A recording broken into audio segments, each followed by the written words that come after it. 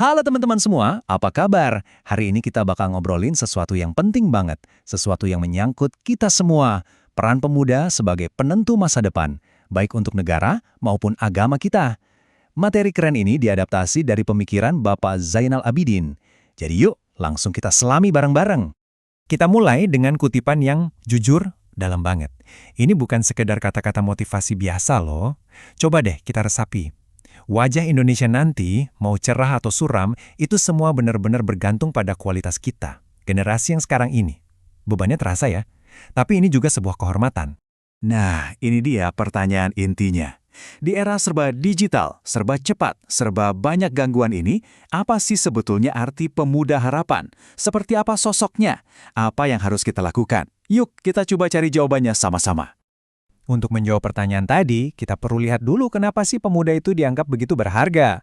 Ternyata, ada dua sudut pandang utama yang melihat kita sebagai aset yang luar biasa.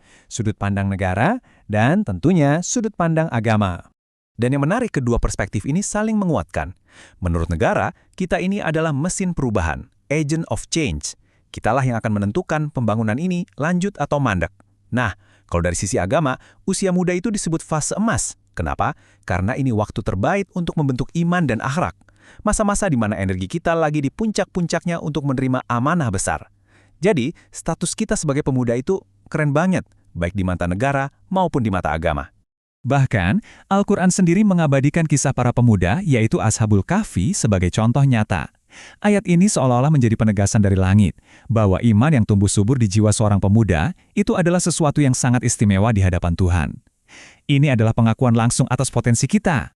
Dan ini, wow, ini adalah janji yang luar biasa. Dari sekian banyak golongan manusia, salah satu yang dapat perlindungan khusus di hari akhir nanti adalah pemuda yang masa mudanya diisi dengan ibadah. Bukan main-main kan? Ini seharusnya jadi motivasi terbesar kita untuk memanfaatkan energi dan waktu muda kita di jalan yang benar. Oke, sekarang kita kembali ke realita zaman now. Jujur aja, menjadi pemuda hari ini itu seperti berada di sebuah medan perang. Di satu sisi banyak banget tantangannya, tapi di sisi lain peluang yang terhampar juga nggak kalah besarnya. Coba deh, kita sama-sama introspeksi. Sebelum kita bicara solusi, kita harus berani mengakui dulu, apa sih rintangan paling berat yang kita hadapi setiap hari? Apa musuh terbesar kita? Setidaknya ada 3 tantangan besar. Pertama, krisis identitas. Kita sering bingung kan? Lihat postingan teman-teman di medsos, terus jadi insecure, jadi nggak tahu tujuan hidup kita sebenarnya apa. Kedua, yaitu tadi, pengaruh negatif media sosial yang bisa bikin kita males, suka berdebat hal sepele, dan menyerap nilai-nilai yang nggak sesuai. Dan yang ketiga, akibat dari itu semua, semangat kita buat belajar, baik ilmu dunia maupun ilmu agama, jadi menurun. Ini nyata dan kita semua merasakannya. Tapi jangan pesimis dulu. Di balik setiap tantangan ada peluang yang gila-gilaan. Akses ilmu sekarang ada di genggaman kita. Mau belajar apapun bisa lewat internet. Ruang digital yang katanya negatif, justru itu bisa kita pakai. Kita bisa jadi influencer kebaikan, menyebar konten positif, dan berkontribusi secara luas lewat dakwah digital. Kesempatannya ada di depan mata, tinggal kita mau ambil atau enggak. Oke, kita udah tahu medan perangnya, udah tahu senjatanya apa. Sekarang, pertanyaannya, bagaimana strateginya? Gimana caranya kita bisa menang dan benar-benar jadi pemuda harapan itu? Anggap saja bagian ini adalah blueprint atau panduan praktisnya. Ini dia fondasinya. Ada 3 pilar utama yang nggak bisa ditawar. Pertama, iman dan takwa sebagai kompas moral kita. Tanpa ini, kita bakal tersesat. Kedua, kita harus punya ilmu, tapi ilmunya harus dibarengi akhlak yang mulia. Dan ketiga, kita harus punya rasa cinta pada tanah air, yang diwujudkan dengan sikap toleran pada semua perbedaan. 3 hal ini adalah satu paket lengkap. Terus, gimana cara mengaplikasikan 3 karakter tadi? Nah, ini dia wujud nyatanya. Untuk negara, peran kita adalah menjaga persatuan, jangan mau dipecah belah, ikut aktif dalam pembangunan, dan jadi contoh yang baik di lingkungan kita. Untuk agama, tugas kita adalah meneruskan dakwah, menunjukkan Islam yang damai dan penuh kasih, serta menjaga sikap yang moderat. Lihat kan, peran untuk negara dan agama itu sejalan, nggak bisa dipisahkan. Nah, kita sudah sampai di bagian akhir.